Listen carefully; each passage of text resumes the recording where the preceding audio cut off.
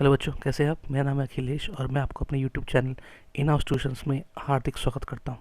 इससे पहले कि जो बच्चे नए आए हैं उनके लिए थोड़ा सा इन्फॉर्मेशन मैं दे दूं कि अगर आप ये वीडियो आप कंबाइंड प्लेलिस्ट में से देख रहे हैं तो आपको बस थोड़ा सा रिक्वेस्ट है कि ऊपर दिए हुए आई बटन लिंक में जो कि टॉप राइट कॉर्नर में है वहाँ से आप प्लीज़ इंट्रोडक्शन वीडियो को देख लीजिए, क्योंकि कंबाइंड प्लेलिस्ट किस तरह से डिज़ाइन की गई है चैप्टर 3 और चैप्टर 4 के लिए, इसके बारे में सारी इन्फॉर्मेशन वहाँ पे दी गई है। पुराने बच्चों आपको फिर से स्वागत करता हूँ और नए बच्चों आपको फिर से स्वागत करता हूँ। चलिए बिना टाइम को वेस्ट किए हमारी जर्नी को ऐसे आगे बढ़ाते हैं और आज जो हम टॉपिक पढ़ने वाले हैं वो one of the most important topic है क्लास 9 के लिए। इसको मैं इम्पॉर्टेंट 2 बार लिखने वाला हूँ। क्यों? इस टॉपिक को बच्चों ध्यान से देखना, अगर हो सके टाइम मिले या टाइम निकाल कर प्लीज़ इसको एटलीस्ट 3 टाइम्स ज़रूर देखना, ताकि ये 3 टाइम्स आपको मार्क्स दे सकते हैं फुल, जो भी इस क्वेश्चन के रिलेटेड आएंगे ही, क्योंकि यहाँ पे न्यूमेरिक प्रॉब्लम्स आते हैं। यहाँ से हमें 100% न्यूमेरिक प्रॉब्लम्स आते हैं। आपने क्लासेस में या प्रीवियस ईयर क्वेश्चंस में पक्का देखा होगा, यहाँ से हमें न्यूमेरिक प्रॉब्लम्स आते हैं। तो बच्चों वीडियो थोड़ी सी लंबी हो सकती है, आराम से बैठ जाइए और इस जर्नी का मज़ा लीजिए। मैं बोलूँगा एंजॉय कीजिए, देखिए कितनी आसानी से आप चीज़ों को समझ सकें। पहले तो आपने बहुत चीज़ें समझ रखी है, मॉलिक्यूलर मास क्या होता है, फार्मूला यूनिट मास क्या होता है, एटॉमिक मास क्या होता है। आज हम उसका एक नेक्स्ट पड़ाव देखेंगे जो कि इस चैप्टर का एंडिंग होगा। चलिए आज हम जो टॉपिक पढ़ने वाले हैं वो है मोल कॉन्सेप्ट। मोल काफ़ी बच्चों को यहाँ पे दिक्कत होती है। पेन में आज चेंज नहीं करूँगा, पूरा इंपॉर्टेंट टॉपिक है इसलिए रेड पेन। ध्यान से देखिए। चलिए क्या बोला है, take an example of the reaction of hydrogen and oxygen to form water. Water बनाने के लिए हाइड्रोजन और ऑक्सीजन की ज़रूरत पड़ती है, तो ये रिएक्शन को देखने का है।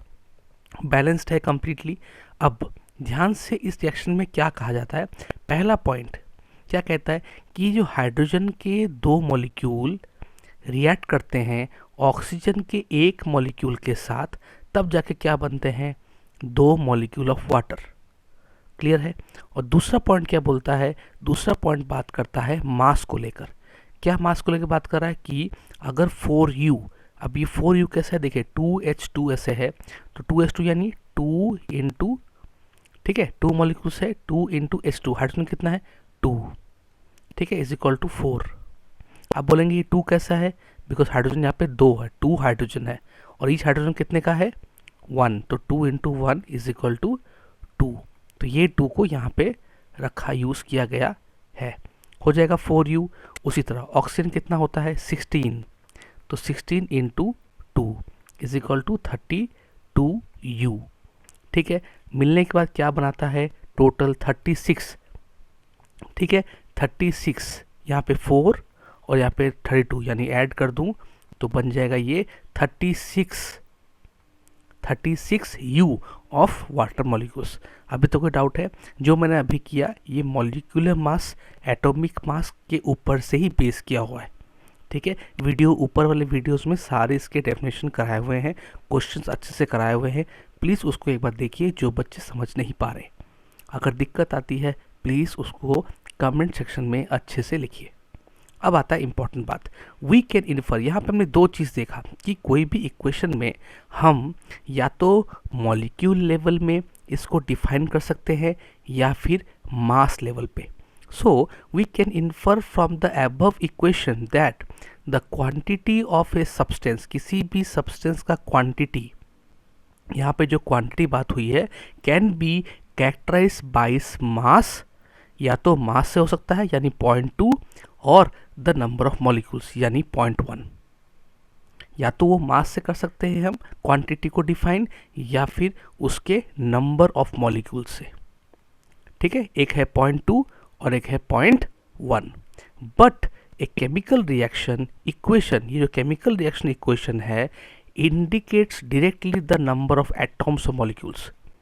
हम लोग ये तो कर सकते हैं कि किसी भी सब्सटेंस का क्वांटिटी के लिए मास या फिर उसके मॉलिक्यूल्स को काउंट कर सके, लेकिन एडवांटेज क्या मिलती है हमें एक केमिकल रिएक्शन में कि हमें डायरेक्टली एटॉम्स और मॉलिक्यूल्स के नंबर मिल जाते हैं, तो क्यों ना एटॉम्स और मॉलिक्यूल्स के नंबर से ही हम कुछ कैलकुलेशन करें, ताकि हमें एटॉमिक मास को थोड़ा साइड रख सके या डायरेक्टली उसके नंबर ऑफ मॉलिक्यूल्स को कुछ देर के लिए साइड रखे। तो यहाँ पे चीज़ों को फिर से पढ़ते हैं कि बट ए केमिकल रिएक्शन, ये बट ए केमिकल रिएक्वेशन इंडिकेट्स, क्या इंडिकेट करती है, directly the number of atoms और मॉलिक्यूल्स जो कि रिएक्शन में पार्ट लेते हैं।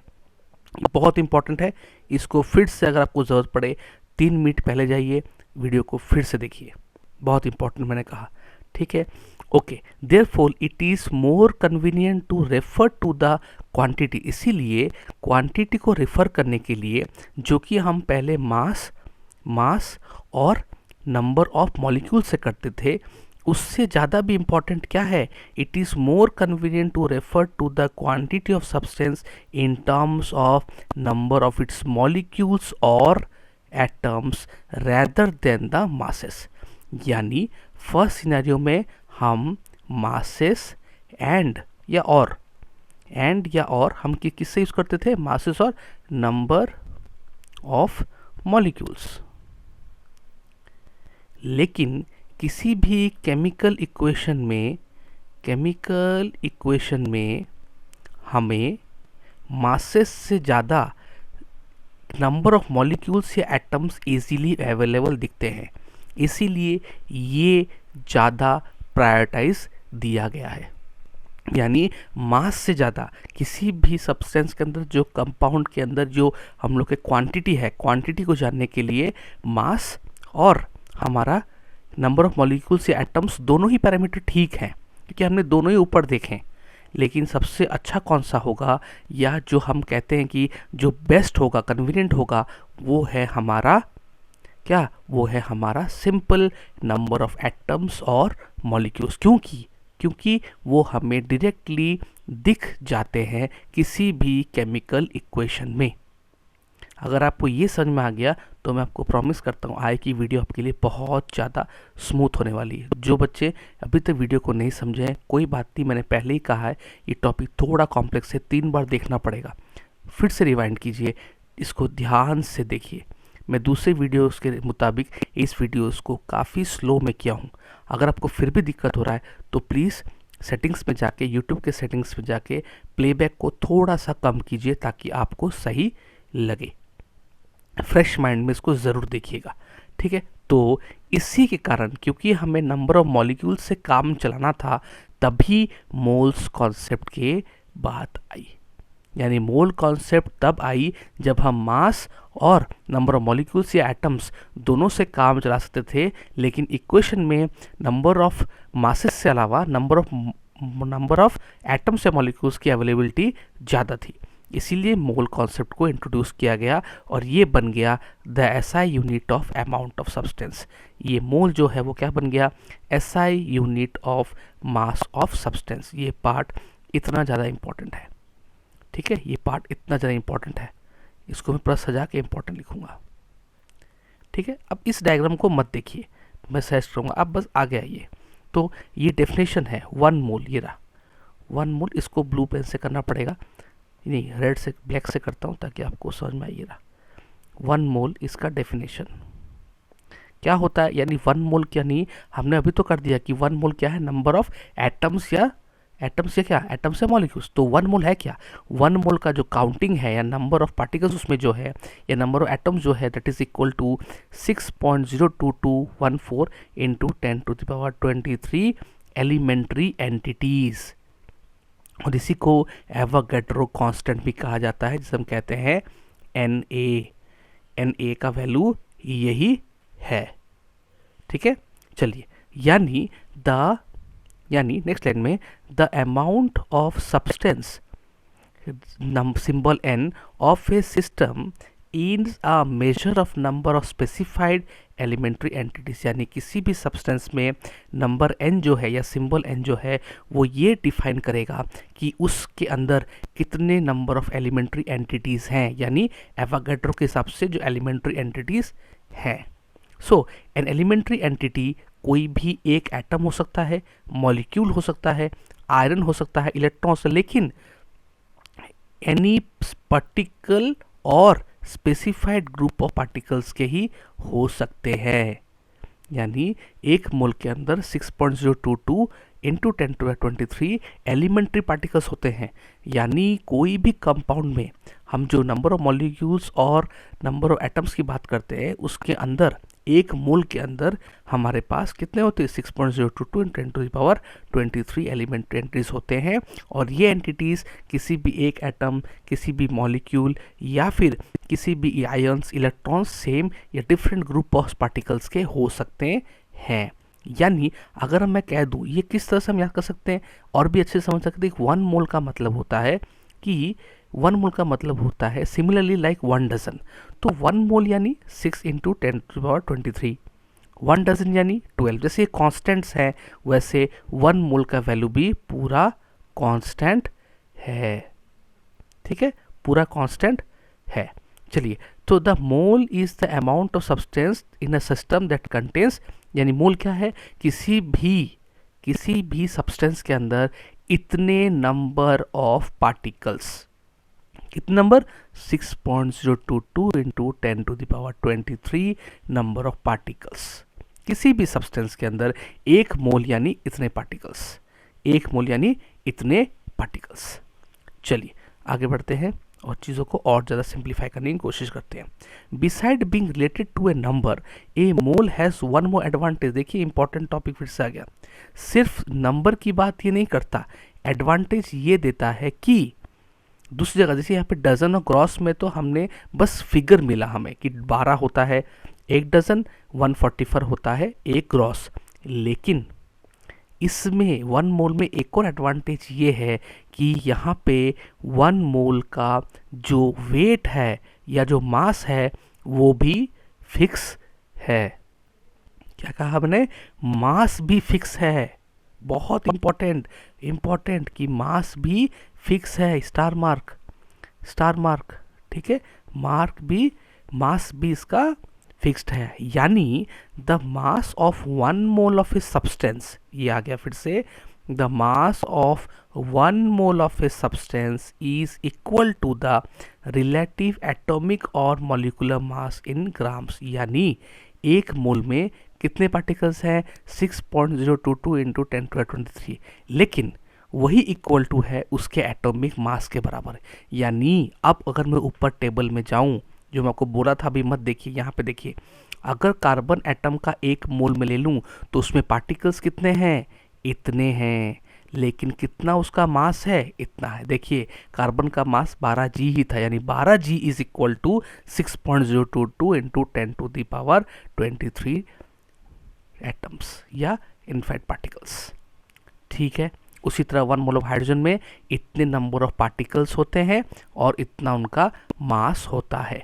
यानी इनका मास बराबर होता है, मास के साथ नंबर ऑफ पार्टिकल्स का मेल एकदम बराबर बैठा हुआ है। ठीक है, यानी उसी तरह से अगर आगे बढ़े, the atomic mass of an element gives us the mass of 1 atom. कोई भी एटॉमिक मास अगर करता है, जैसे हम कोई भी मास का, हाइड्रोजन का ले लिया, एटॉमिक मास क्या था? 1, तो 1 एटम का देता है, जिसे हम U से रिप्रेजेंट करते हैं। इसके लिए जो हम करने वाले हैं उसे हम कहते हैं to get the mass of 1 mole of atom in its element, that is molar mass, we have to take the same value and convert U से G। बस U से G हमने उसको कर दिया, दैट्स इट, और कुछ नहीं। U से G, वो U से था, ये G में आ गया। यानी एग्जाम्पल में देख लेते हैं। यहाँ पे एग्जाम्पल देखिए, एटॉमिक मास ऑफ हाइड्रोजन क्या है? 1। सो ग्राम एटॉमिक मास क्या हो जाएगा? 1g। 1 U में हाइड्रोजन में एक एटम है, 1 ग्राम ऑफ हाइड्रोजन में 1 मोल एटम है। 1 मोल यानी 6.022। बहुत इंपॉर्टेंट है ये लाइंस। क्या पढ़ा? 1 U में 1 एटम है, हाइड्रोजन के 1 U में, यानी 1 एटम, हाइड्रोजन के एटॉमिक मास जो कि 1 U है, उसके अंदर 1 एटम ऑफ हाइड्रोजन है। लेकिन वही अगर मैं हाइड्रोजन का ग्राम एटॉमिक मास कह लूँ, जो कि बराबर है एटॉमिक मास की जगह 1g, लेकिन हम कहते कैसे? 1g, उसके अंदर कितने हैं 6.0 टू 10⁻23 एटम्स ऑफ हाइड्रोजन है। U है तो 1 एटम, G बन गया तो इतने सारे एटम बन गया। ठीक है, चीज़ें समझ में। सिमिलरली ये देखिए एक और एग्जांपल है यहाँ पे 16U ऑक्सीजन के अंदर 1 एटम है। उसी तरह 16 ग्राम ऑफ 1 मोल, बस मोल का कॉन्सेप्ट है, मोल में इतने सारे एलिमेंट्स या एटम्स है। एक मोल के अंदर वैल्यू 16G और कितने एटम्स 6.022। एक एटम के अंदर 16 और क्या 1 एटम ऑक्सीजन। ठीक है, एक एटम ऑफ ऑक्सीजन के अंदर 16U उसका एटॉमिक मास, लेकिन 1 मोल ऑफ ऑक्सीजन के अंदर 6.022 इंटू 10⁻23 एटम्स और उसका मास 16G। यानी मास में कोई चेंजेस नहीं, बस उसका मोल कॉन्सेप्ट में चेंजेस आ रही हैं। ये इंपॉर्टेंट चीज़ें थी, इसलिए बार बार बोल रहा हूँ ध्यान से वीडियो को देखिए। ठीक है, so to find the gram molecular mass और molecular mass of molecule we keep the numeric value as same as molecular बस ये हो गया हम लोग का, ये हो गया था एटॉमिक मास के लिए। उसी तरह मॉलिक्यूलर मास के लिए आप U को G कर लीजिए। जैसे वाटर H2O कितना था 18 था, तो 8 अब फिर से बोलिए 18U यानी 1 मॉलिक्यूल ऑफ वाटर का मॉलिक्यूलर मास। ठीक है, उसी तरह मैं अगर बोलूँ 18G वो क्या है 1 mole of water which contains कितना, विच कंटेन्स 6.022 10⁻23 मॉलिक्यूल्स। देखिए वही लिखा है, यानी 18U यानी 1 मॉलिक्यूल ऑफ वाटर के अंदर 18U का एटॉमिक मास है। और उसी तरह से 1 मोल ऑफ वाटर के अंदर 18 ग्राम तो उसका मास है, लेकिन 6.022 इंटू 10⁻23 मॉलिक्यूल्स ऑफ वाटर हैं। ध्यान से इस चीज़ को देखिए, 2 स्टेटमेंट में ही आपको डिफरेंस पता चल जाएगा। बहुत इंपॉर्टेंट है ये। देखिए अब ये क्यों यूज़ करते हैं, क्योंकि केमिस्ट इसको यूज़ करते हैं, इस मास को ले लिया और इसके अंदर जो पार्टिकल्स है उसको लेकर ही वो रिएक्शन कैरी आउट करते हैं। यहाँ पे नीचे एवोगाड्रो एक इटालियन साइंटिस्ट जिनका नाम है एमेडियो एवोगाड्रो, उन्होंने बनाया था, उन्होंने निकाला था, इसलिए उनका नाम पे उनको ऑनर के लिए एवोगाड्रो नंबर दिया गया है। ठीक है, तो इसी तरह 1 मोल के अंदर कितने होते हैं 6 पॉइंट, ये आपको याद रखना पड़ेगा।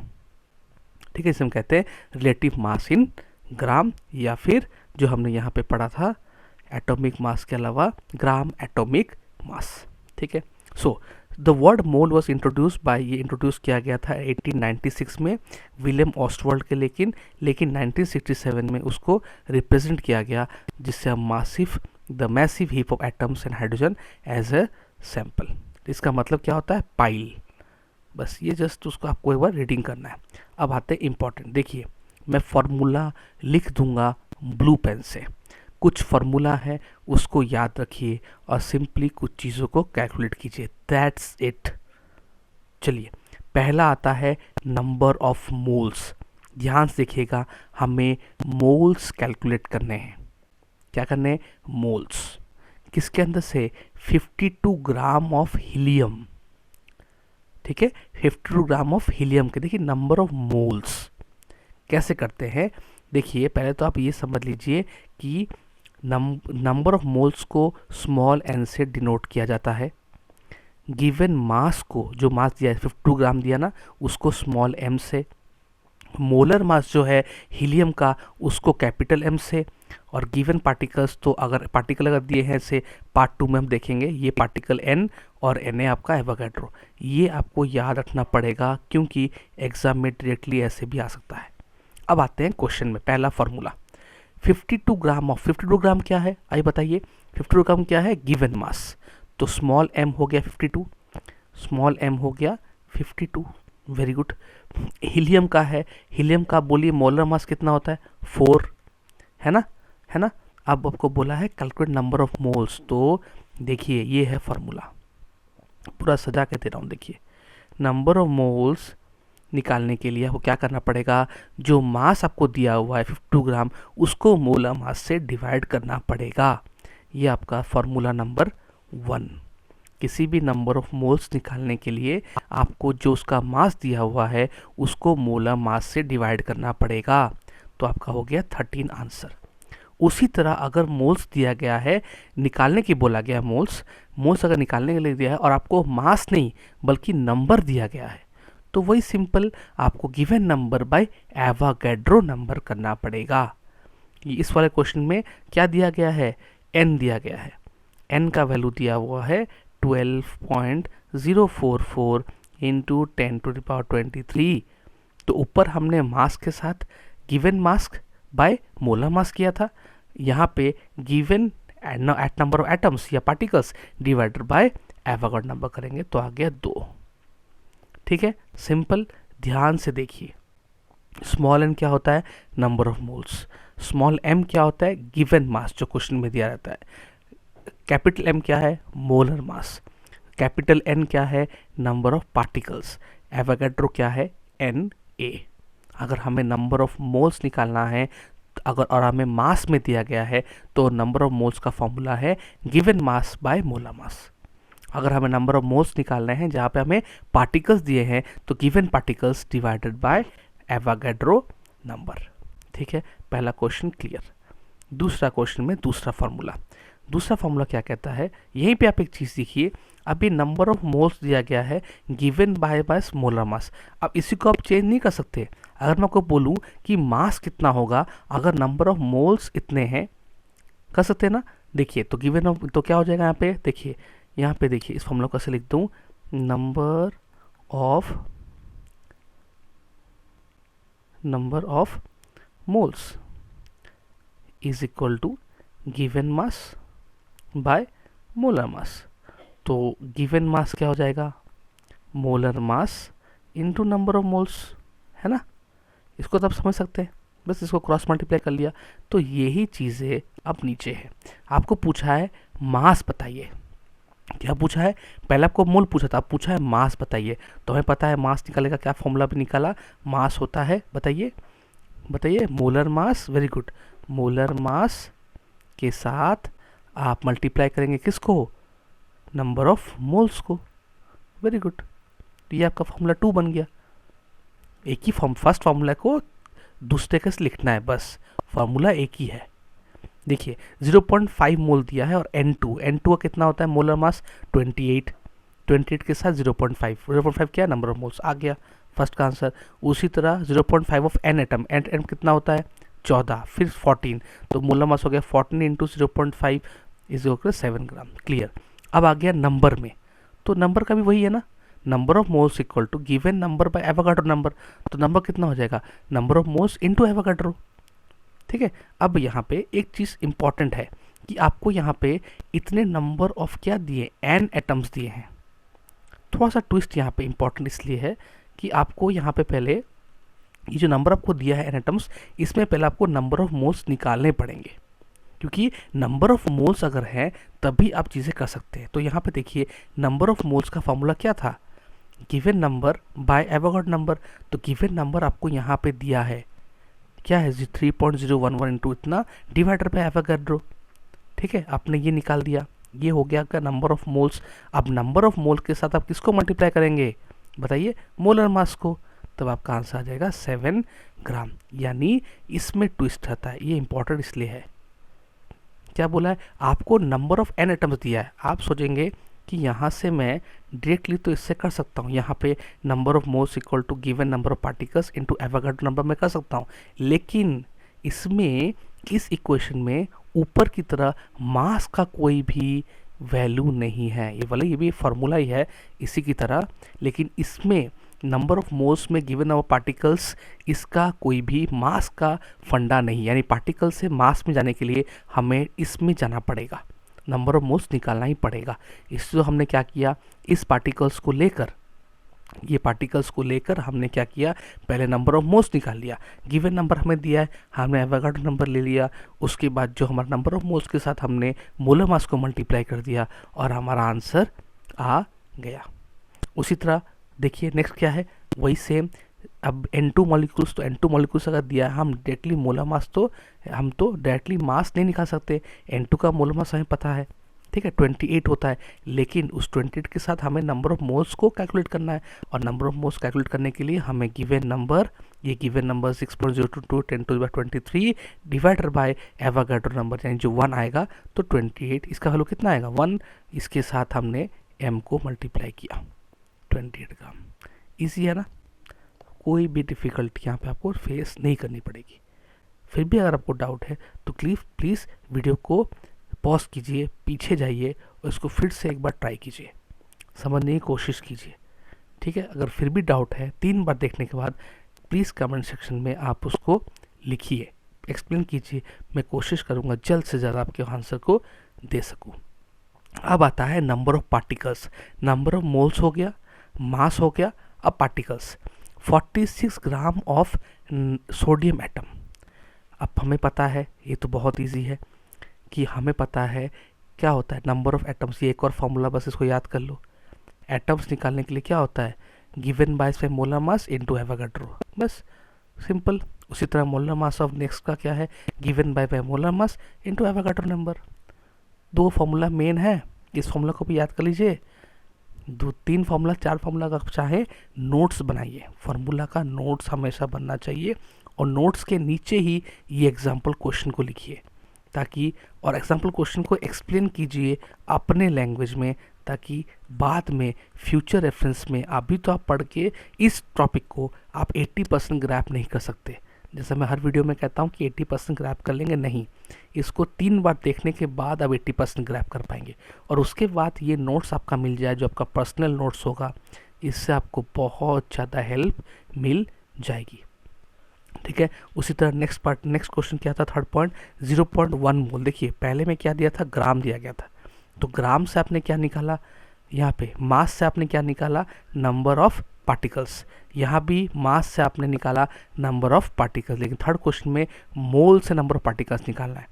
तो नंबर आपको पता है नंबर ऑफ पार्टिकल्स क्या होता है, number of moles into Avogadro. यही तो था नंबर ऑफ मोल्स, ये तो फॉर्मूला है नंबर ऑफ मोल्स का, given mass by molar mass. Confuse मत होइए, गिवन मास बाय मोलर मास क्या है, नंबर ऑफ मोल्स ही तो है, हमने अभी तो किया ऊपर वाले क्वेश्चन में। ये देखिए, ये रहा नंबर ऑफ मोल्स। ठीक है, इसी फॉर्मूला को नंबर ऑफ मोल्स के साथ अगर हम एवोगाड्रो नंबर को ऐड कर दें तो ही हमें नंबर ऑफ पार्टिकल्स मिल जाते हैं। कोई डाउट है इसमें, ज़रा गौर से इस वीडियो को देखिए, आधे घंटे का वीडियो है, लेकिन मैं प्रॉमिस करता हूँ कि वीडियो बहुत दिल से और शिद्दत से मैंने बनाई है। मैं आशा करता हूँ कि आपको ये वीडियो अच्छे से समझ में आ रही है। चलिए, इसके बाद का एक क्वेश्चन है जो मैं एक आपके लिए छोड़ रहा हूँ, क्योंकि इसका तरीका मैं बताऊँगा 1 में। क्या बोला है, 12 ग्राम कार्बन एटम 1 मोल में बोला है, 1 मोल में आपका 12 ग्राम है, तो बोला है एक एटम में कितना होगा, तो मुझे पता है 12 ग्राम। ठीक है, तो 12 ग्राम 1 मोल का वेट है, 12 ग्राम इसका 1 मोल का वेट है।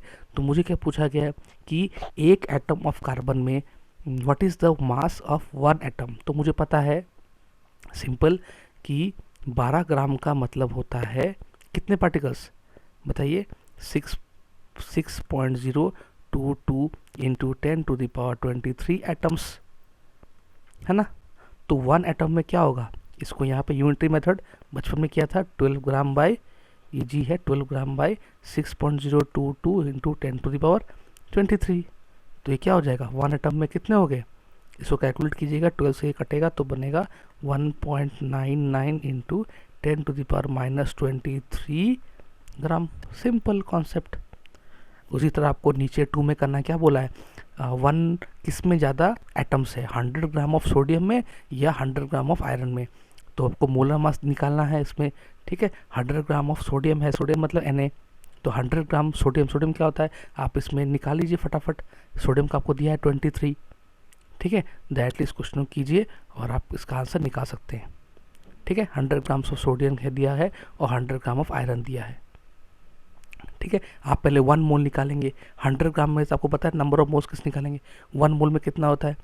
ठीक है, आपको यहाँ पे ग्राम दिया है, नंबर ऑफ मोल्स आपको दिखाना पड़ेगा।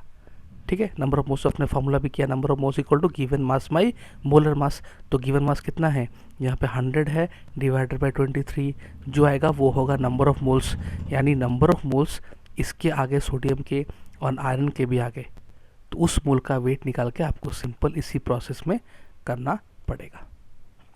ठीक है, चलिए आशा करता हूँ अब ये वीडियो को मैं और नहीं बढ़ा रहा हूँ। 15 मिनट का वीडियो मुझे पता है और भी ज़्यादा बढ़ चुके आगे, और ये टॉपिक हमारा चैप्टर यहीं पे कंप्लीट है।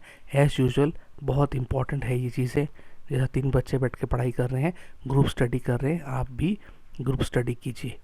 आप बोलेंगे कैसे ग्रुप स्टडी? आप अपने दोस्तों को बोलिए वीडियो को देखने के लिए। एक ही वीडियो जो आप देखेंगे, आपको मेरी बातें सबके दिमाग में रहेगी। तो एक जब टीचर आपको पढ़ा रहा है, आप जब ध्यान से वीडियोस को देख रहे हैं, तो आप घर में बैठ के भी ग्रुप स्टडी कर सकते हैं। ठीक है, एक साथ वीडियो को देखिए, अकेले अकेले देखिए, और जो भी डाउट है एक दूसरे से पूछिए। देखिए कितना इजीली पढ़ाई को आप ग्रैप कर सकते हैं। ये आप क्वेश्चन को ट्राई कीजिए, बहुत इजी क्वेश्चन है। और अगर यहाँ तक बहुत आपको डेफिनेशन मिलने वाले हैं, डेफिनेशन आपके लिए याद है, और यहाँ पे एक्सरसाइज क्वेश्चन को ट्राई कीजिए। अगर क्वेश्चन आपको डिफ़िकल्टी आती है तो हर चैप्टर की तरह मैं आप मेरे को लिखिए, और ज़रूरत पड़ा तो मैं इसका एक डेडिकेटेड वीडियो भी बना दूंगा। ठीक है, तब तक के लिए मेरे को सपोर्ट कीजिए, चैनल को सब्सक्राइब कीजिए, अपने दोस्तों पे शेयर कीजिए। सब्सक्राइब करने के बाद बेल आइकन को ज़रूर दबाइएगा, लाइक कीजिए, और जितना हो सके दोस्तों के बीच में इस वीडियो को भेजते रहिए। ठीक है, टाइम और ज़्यादा आपका नहीं लूँगा, ऐसे ही टाइम हो चुका है। प्लीज़ इस वीडियो को 3 बार ज़रूर देखिए, फ्रेश माइंड में देखिए, और आशा करता हूँ कि मेरी ये मेहनत आपके लिए बहुत, आपको फुल मार्क्स लाने में सफल होगी। मिलते हैं नेक्स्ट टाइम के लिए, तब तक के लिए खुश रहिए। Thank you and have a nice day.